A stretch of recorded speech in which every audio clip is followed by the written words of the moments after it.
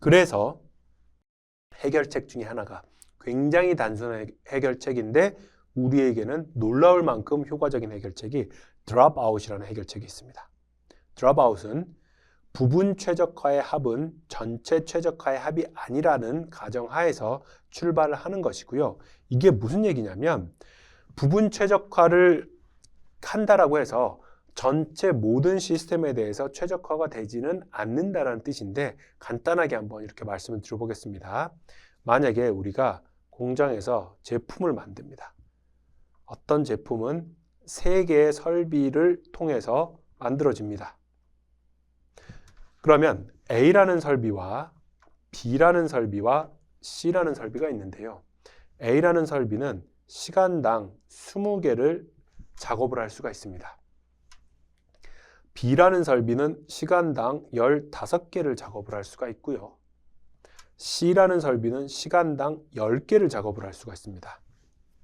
이랬을 때 부분 최적화라 함은 개별적인 이 설비에 대해서는 가동률을 최대한으로 만드는 겁니다. 그러면 1시간 동안 A는 20개를 만들게 되고요. B는 15개를 만들게 되고 C는 10개를 만들게 됩니다. 근데 계속 시간이 흐르면 흐를수록 어떤 상황이 발생을 하느냐면 C 앞에 재고가 엄청 많이 대기 상태가 많이 쌓일 것이고요. B 앞에도 어느 정도의 재고가 쌓이게 될 것입니다. 왜냐? A가 가장 용량이 크기 때문에 빨리빨리 만들어내는데 A 입장에서는 되게 열심히 일을 해서 제품을 생산하고 있는데 뒷단에서 B하고 C가 A의 속도를 못 따라가 주는 거예요. 그러면 괜히 최종 제품을 만들기 위해서는 반드시 C를 거쳐야 되는데 C를 거치지도 못하는 중간 제품들이 계속 쌓여 있는 게 전체 공정 관점에서 좋은 거냐라고 했을 때는 아니란 얘기죠. 그러면 차라리 능력은 그렇게 가지고 있더라도 C의 캐파에 맞춰가지고 A, B, C를 전부 시간당 10개씩만 가공을 하게 만들면 중간에 대기하는 제품들 없이, 중간재 없이 가장 부드럽게 그리고 가장 효율적으로 공정을 이제 관리할 수 있고 제품을 생산할 수 있는 거 아니냐라는 것이죠. 그러면 A 입장에서는 사실은 50%만 일하는 것이거든요. 나 50%만 일해도 돼? 괜찮아. 그게 전체 시스템 관점에서는 더 좋은 거야. 이렇게 얘기를 하는 것이죠.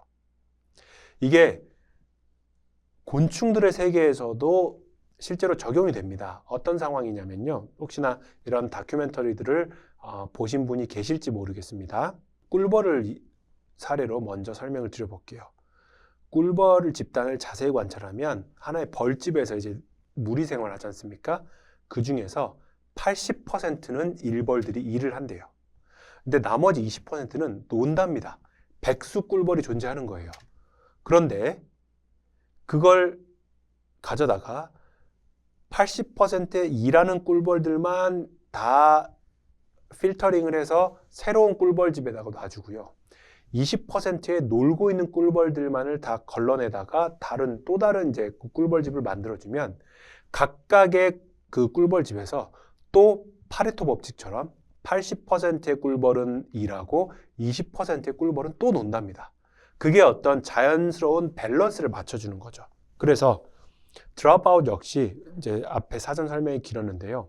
학습 과정에서 일부러 특정 노드들에 연결된 가중치들은 업데이트를 하지 말자라는 겁니다.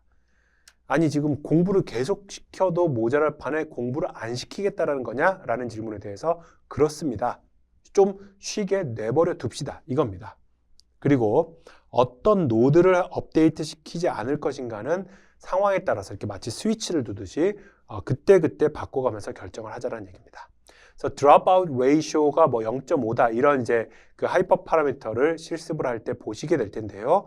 dropout ratio가 0.5라는 얘기는 전체 노드들 중에서 특정 시점에서 50%는 그 노드가 있는 것 취급을 하고 50%는 그 노드가 없는 것 취급을 해서 학습을 시키자는 얘기입니다. 아래 있는 그림으로 보시면 부분 최적화를 한다는 얘기는 계속적으로 이 왼쪽에 해당하는 그림처럼 모든 가중치들을 다 학습을 시키는 거예요. 그런데 중간에 있는 그림처럼 스위치를 둬서 무작위로 특정한 배치 사이즈에서 자, 너랑 너는 학습하지 마. 니네한테 연결된 건 내가 학습 안 시킬게. 라고 하면 이 검정색으로 표시된 노드에 연결된 가중치를 제외하고 나면 가장 오른쪽에 있는 그림처럼 나오겠죠.